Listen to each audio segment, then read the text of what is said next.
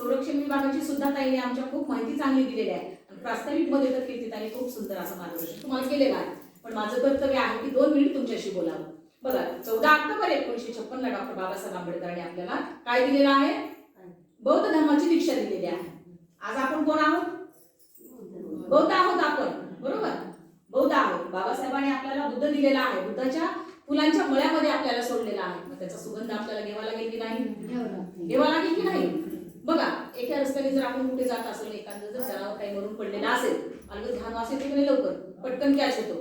पण सुगंधाचं एखादं फुलाचं झाड जर असेल, मला वाटते स्वास्तिक असेल, प्राजक्ताचं असेल, गुलाबाचं असेल, त्याला सुगंध असते की दारामध्ये, पण आपण लवकर घेतो का सुगंध? म्हणजे सुगंध ओळखतो का आपण लवकर?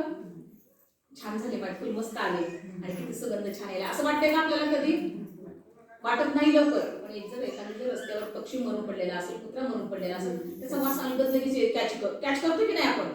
किती वास आलाय माझ्या घाण पडतं.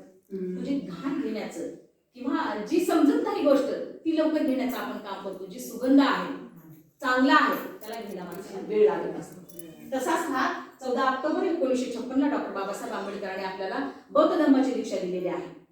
बौद्ध धर्माची दीक्षा दिलेली आहे म्हणल्यानंतर आपलं काही कर्तव्य आहे. म्हणजे आपल्याला काय कुदळ घ्यायचे, खोऱ्या घ्यायचा आहे, टिकाव घ्यायचा आहे आणि कुठेतरी खड्डा करून ती माती टोपलं भरून डोक्यावर घेऊन कुठेतरी निघून टाकायचा अशातला भाग नाही.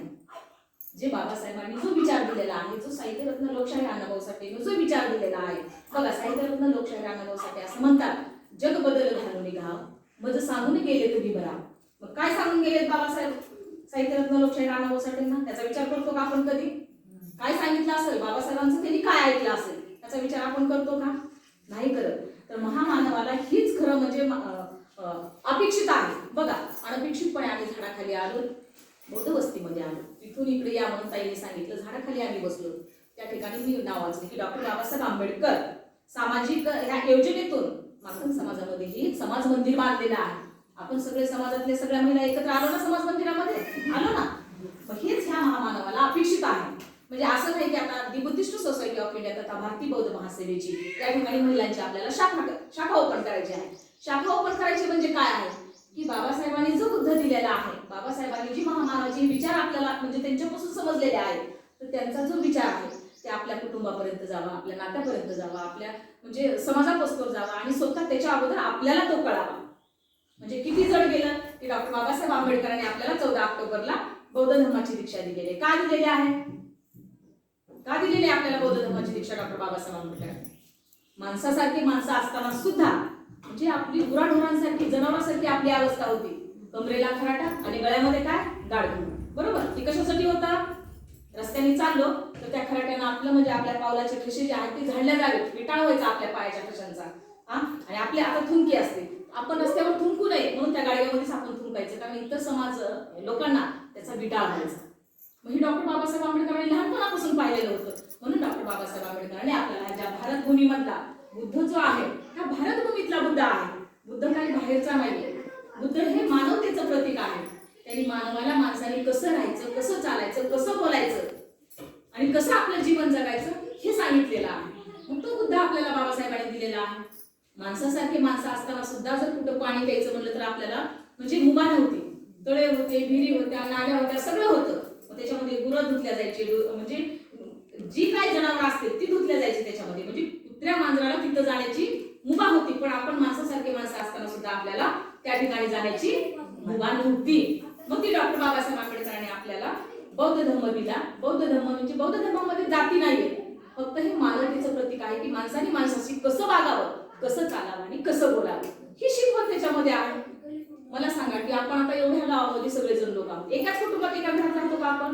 नाही. ऍडजस्ट होते का तसं? नाही. म्हणून आपल्या वेगवेगळ्या चुली झालेल्या असतात. म्हणून वेगवेगळे कुटुंब आहेत. तिकडे बौद्ध समाज आहे, इकडे मातंग समाज आहे, इकडे चर्मकार समाज असेल, तिकडे मराठा असेल, असे अनेक आहेत ना सर्वजण.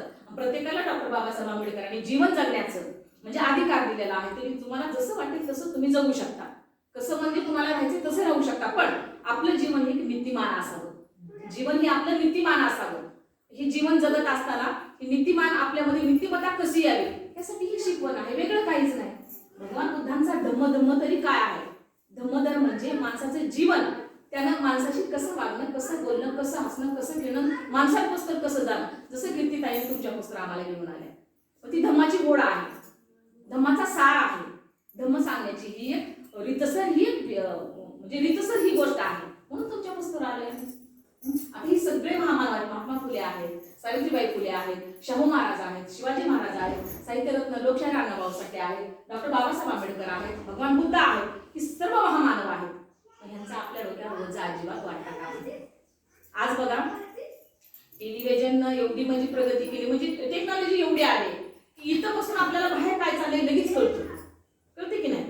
जगात काय चाललंय ते ह्या ठिकाणी लगेच त्या वस्तूमुळे कळतं आपल्याला. पण मनामध्ये काय चाललंय ते कळते का? मन आपल्या आहेत का एकत्र? मी तुम्हाला यासाठी क्रांतिकारी जय भीम बोललेले आहे की मैत्रीपूर्वक जय भीम बोललेले आहे तुम्हाला. जय भीम आपलं जीवन आहे, जय भीम आपला श्वास आहे, जय भीम हे आपल्या जीवनाचा एक आधार आहे.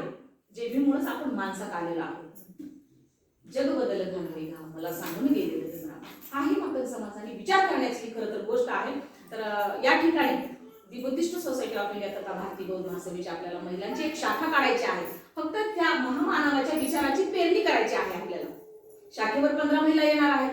15 म्हणजे आता ताईने सांगितले बाबा संरक्षण विभाग आहे, संस्कार विभाग आहे आणि प्रचार पर्यटन विभाग आहे. याची त्यांनी विभागणी काय आहे ती सांगितली तुम्हाला. अध्यक्ष, कोषाध्यक्ष, सरचिटणीस.